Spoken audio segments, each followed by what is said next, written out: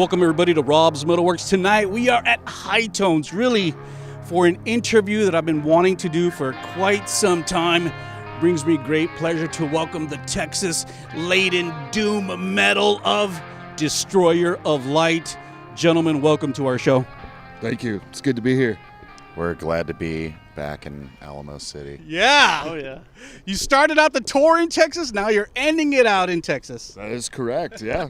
Full circle. Yeah. Yeah. And I know we're going to talk a little bit about this tour here in a bit. One of the things, though, I want to get started with, because obviously, you know, even though the band has been around now for 10 years. Yeah. So I still think that even now that there's still people learning about the band. So you guys are from Austin, people know that. So really quick, just give us a little brief history on kind of the beginnings of Destoyer of Light. All right. Well, 10 years ago, I moved down from Michigan, and as I was driving to move down here into Austin, I came up with the name Destoyer of Light on the drive down here. Yeah. And then about a week later, I put an ad on Craigslist, a very thorough detailed of what bands I was looking to sound like and stuff to kind of weed out people that weren't musicians in a way. So I got hit up by this dude, and he's like, "Hey man, that sounds really interesting, and why don't you meet me for coffee?" So I meet him for coffee, and we talk about gear and all this stuff, and he's like, "Well, I tried a drummer out for my band. He didn't work for what I was doing, but I think he's perfect for what you did." Yeah. And so it's Penny, who's our drummer. Yeah. And we wrote 2 songs right away. And we're like, all right, this is working. And he's like, well, I got this guitar player and bass player I was in another band with that we should jam with. And then they came in. We wrote 2 more songs. That was me and another dude. Yeah, our first bass player. Yeah, Mark. Okay. Yeah. And then it was just pretty much right away. Yeah, me and Mark were in a couple other groups, and we decided at that point that this was more serious because we wanted to go on the road, you know, and it's the bands we were in, it was with guys who basically kind of told us, this is like a hobby for us, and I was young and crazy. They were probably younger at heart than I was, even though Steve was younger than I am now. When we first met. I was 29 at the time. I was like 21 or you're just 21. Yeah, you guys are nice guys. If Penny would have said, let's go drink coffee, he said, you're not the guy for this band. I drink beer, motherfucker. Well, we need to go drink beer. Well, funny enough, like shortly after we were a band, Penny and I found out that our birthdays are one day apart. Okay. Right. So it's like a rom-com. Like when you meet, it's like when you meet a band members, it really is like having a relationship. So you meet over coffee, it's a marriage. Find out your interests, and you're like, oh, we have our birthdays are like a day apart. One of the cool things that I've been a fan of you guys probably for about 2 years now, and I primarily jam Generational Warfare, which was the last one, and we're going to talk about that, even though it was like a 2-song little release there. Mm-hmm.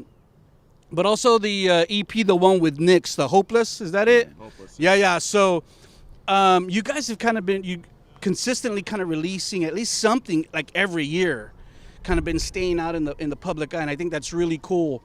And I know you guys are in the process of writing new music right now, recording new music, and I keep hearing and seeing posts about like we're gonna release 2 records. So talk a little bit about that. Let's talk about what's happening with the band here in 2022. Well, since we weren't able to tour or play shows for a couple of years, we just decided I had material I was writing at home. Keegn had material he was writing at home, and after a while of not getting together, we just said, well, let's start jamming. And I mean, what else were we going to do, Yeah. Exactly. And that's one of the things I wanted to talk to you about. Even though Generational Warfare only had 2 tracks on it, though, but that was like right when the fucking pandemic hit, right? So you guys really couldn't like go out and tour and stuff like that, and that kind of sucked. Yeah, so we did a limited 7-inch release of that, and we were going to do a tour on it, and it got canceled. So we actually never got to tour the States on Mors Aeterna either. We did a European tour for it, and we did that pallbearer run, and that's all we were able to Right. do for Mors Aeterna. So we And never like- properly got that one out either. And Mors Aeterna's had like 10 songs. Yeah. Yeah, it's a full-length record. So is that what we can anticipate with the new music that's going to be coming out? It's So I mean, you can probably tell from Generational Warfare, it's like going in a bit of a different direction. Basically, of the two albums, the first one is going to be a little bit more up the alley of what you'd expect. Like the Destoyer of doomy Light. stuff, More slow. doomy. A lot of the melodic portions that were on Mors Aeterna too. I think it's Yeah. like the first one's like a continuation of Mors Aeterna It's- pretty much. Right. It's kind of continues that. And then the second album is going to be like a sharp left turn, and we're going to probably freak a lot of people out Really? with the variety on that record. Because we just, we had a year and a half to just write and record stuff and I just think do whatever we wanted. A little bit of the So. precursor to that was like the Cure cover. That kind of came out of left field too. Well, I've actually been wanting to do a Cure cover for a long time, Really? and then finally we decided to do it. That's kind of cool. I mean, I think sometimes metal musicians and fans kind of get stereotyped into thinking, oh, these guys are metal, so they just jam metal. But really, our palette is pretty diverse. Oh yeah, for sure. I mean, Depeche Mode and The Cure are two of my favorites. I mean, Robert Smith's one of my favorite guitar players. If you look at my pedal board, I model Robert Really? Smith's sound. I No mean, way. I try, Yeah. but I want to mention your new bass player, Mike. You just came on board, right? Yeah. Are you from the Austin metal scene too? Yeah, a little bit. I mainly Austin metal and punk scene. I play in a band called Cortege, where it's kind of like a duo, like spaghetti western doom. And then I was playing in Sniper 66 for a while, and that's like a punk band. And Penny hit me up maybe like 5 months ago, and I've been jamming with these guys, being on the road. It seems like a good fit. Yeah. It's fun. So you were kind of familiar with Destoyer of Light. Oh yeah, I saw them maybe 6 or 7 years ago, and at the Grand, and then the power blew, and they destroyed the light, and I was very, very impressed by that. So the two records that we've been kind of mentioning here, are you going to release them both at the same time, or one and then maybe one later on?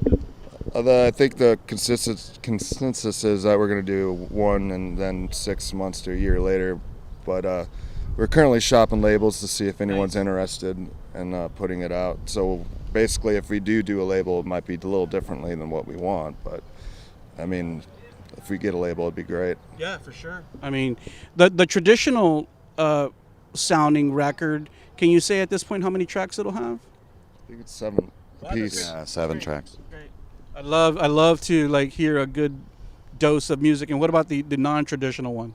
It's 7 as well. 7, yeah. Yeah. Yeah. Any covers on that, or is this all original? All originals. Yeah. Cool. Yeah, we're there.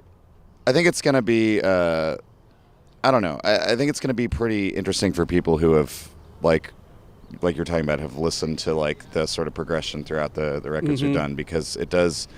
We've got plenty of like really long songs on there and really distorted, slow stuff, but then. We've got some of our shorter tracks that we've ever done as well. Yeah. Me and Steve, I think, really tried to write some very, cut to the chase. I don't want to say pop, but the sensibilities of that, of like, Yeah. get to the point. Concise. Try and write some concise songs. Yep. And sometimes it still was 7 minutes long. I mean, yeah, I think Isn't that kind of like the trademark of doom metal bands? Yeah. 7's like a short song in Doom World. Right. Yeah. But I mean, yeah, I think, actually hooks, melodies, like focusing on the compositions a lot Sure. more. I mean, me and him have been writing in this band for 10 years now, and we've progressed as songwriters, so it's kind of like a good challenge for us is breaking a song down to like 3-5 minutes. Yeah. That's a good challenge to be put through. But like, there is a song that is on the second album that could be a pop song. Wow. For sure. The first record, Chambers of Horror, came out in 2017.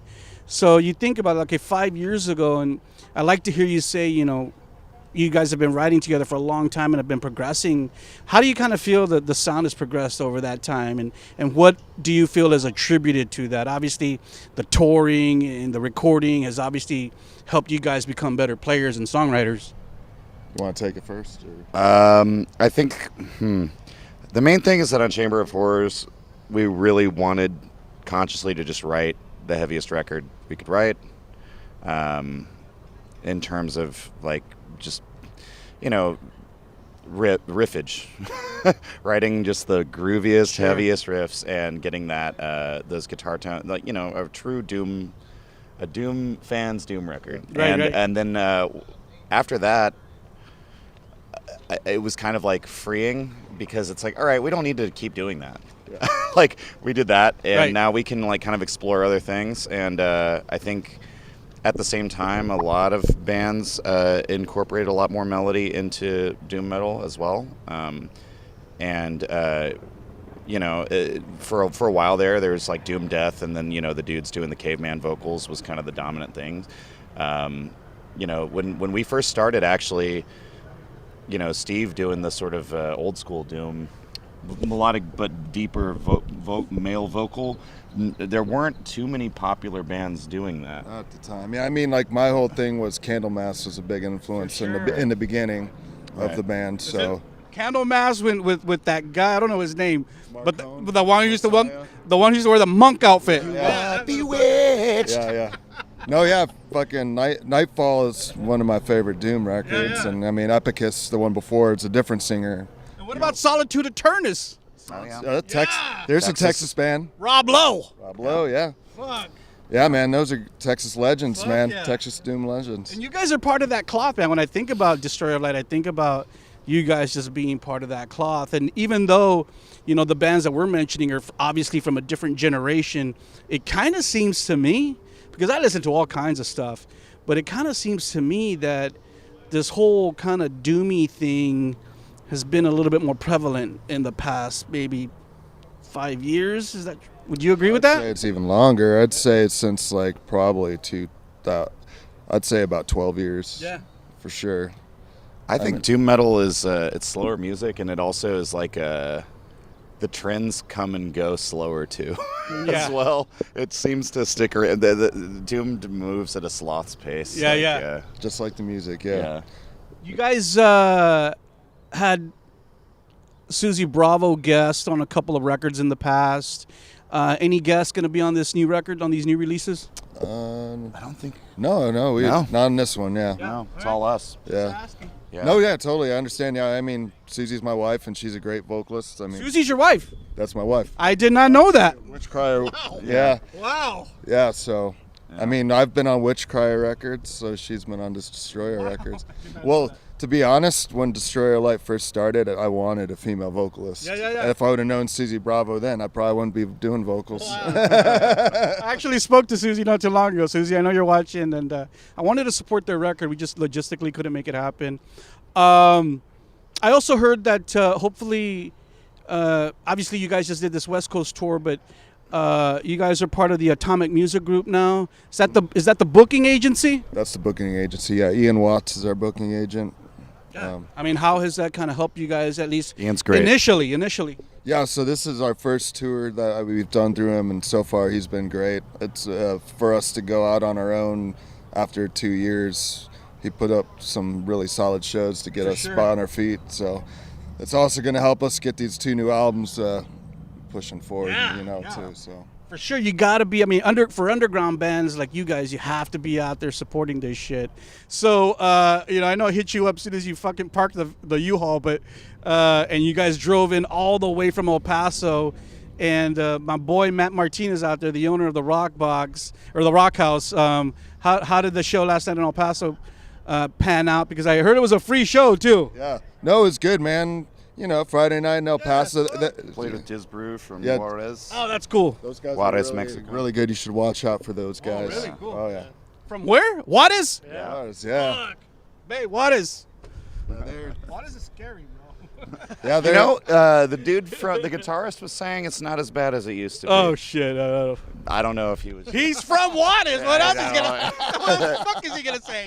Yeah, I mean, I don't know. I don't know if they're like hanging corpses off the freeway like they don't were like know. 8 years ago, but these days. But You mean- might just get inadvertently shot. right, yeah, yeah, we won't take that test. Fuck no. yeah. Fuck no. We'll So- play in El Paso. Yeah, El Paso's close enough. It's right See us in there. El Paso. There's enough Mexicans in El Paso, okay?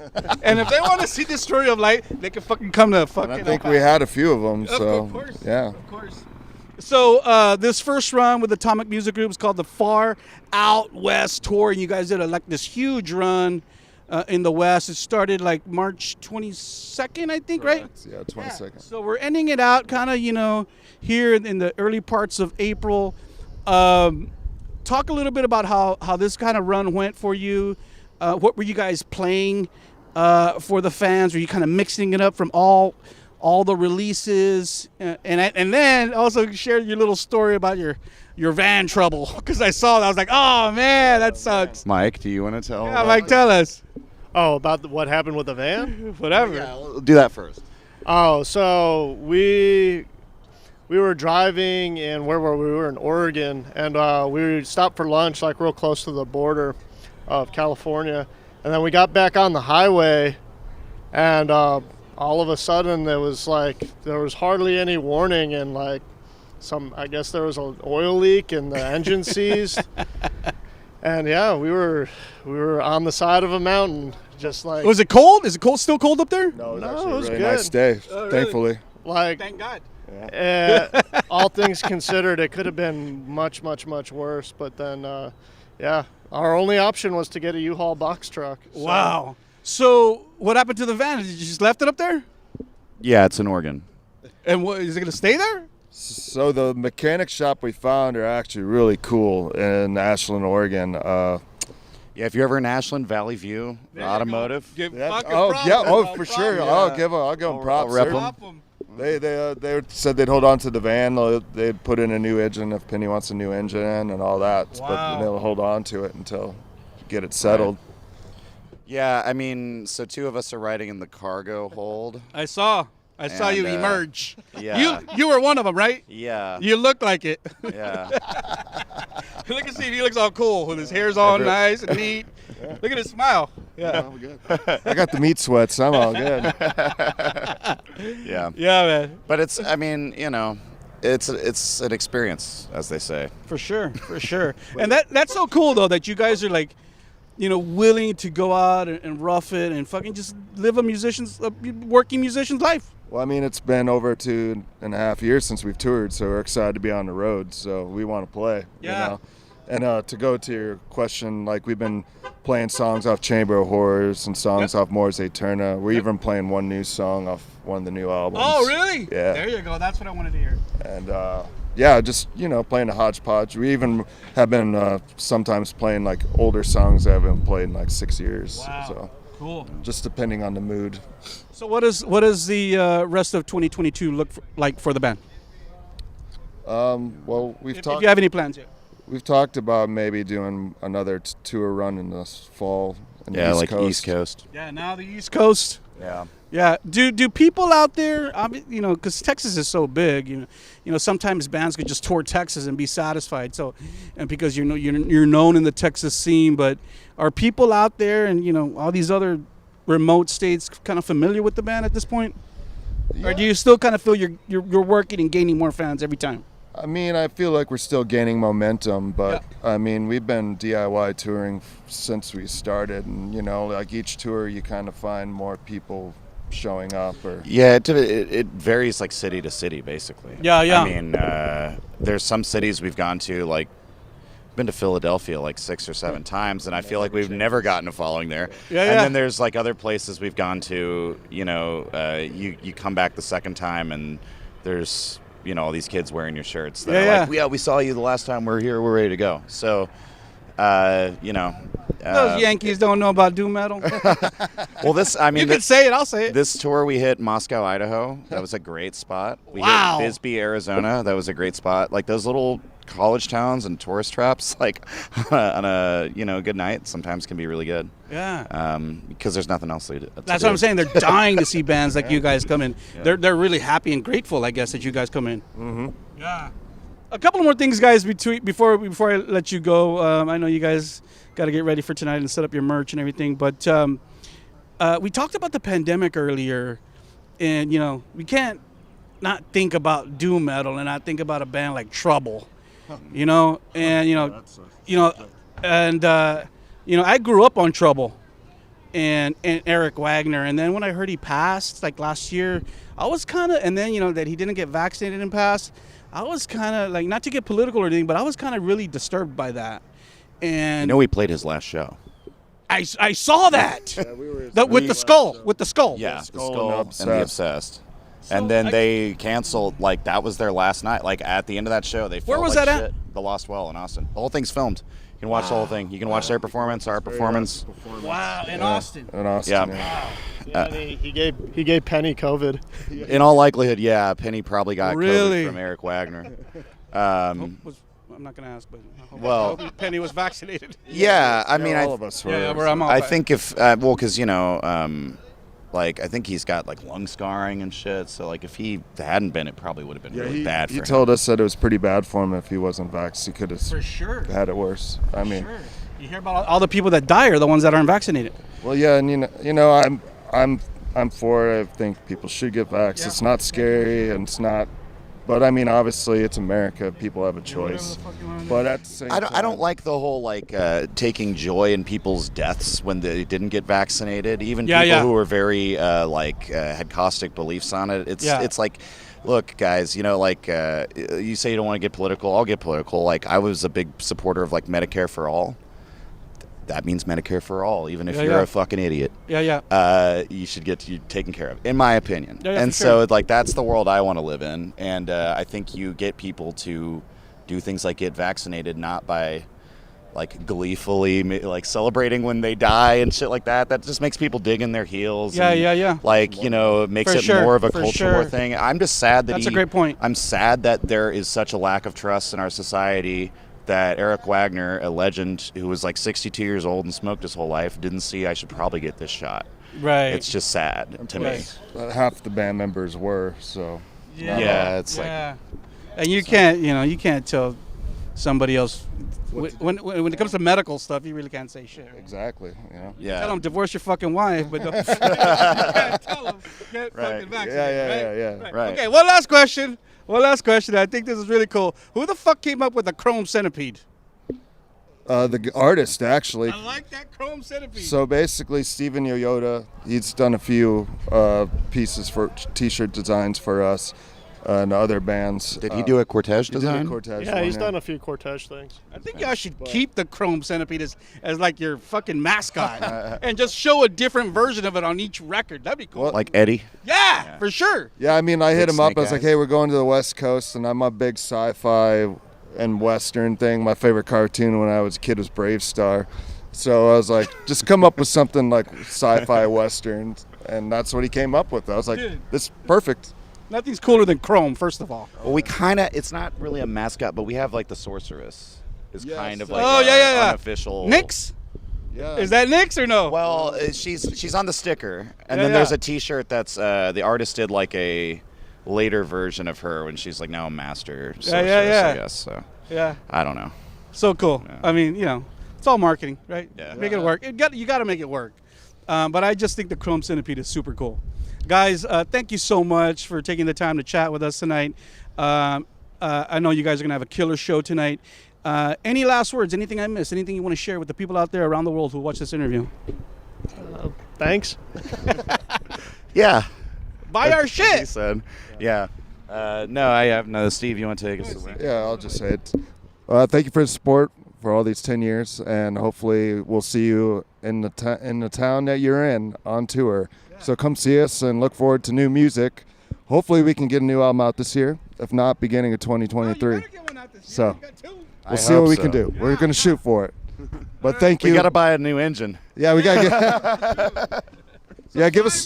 Give us money for an engine. There Yeah. you go. Buy merch, people. Thank you, Rob. No, you're welcome, gentlemen. you. Thank you so much. like I told you guys when we started, I'm a big fan of the band. Hopefully next time, or maybe whenever you're in my city, I'd love to have you at the Rob's MetalWorks studio to do an in-depth interview when the new record comes out, to support it. So please don't forget about us, okay? We're right down the road from you, so we can set up a time and you can just come on down. I'd love to have you in the home studio to fucking talk metal and the history of metal in our great state. Remember, everybody out there, how can you forget? The band is about to drop brand new music later on in 2022. You saw Destoyer of Light on Rob's MetalWorks.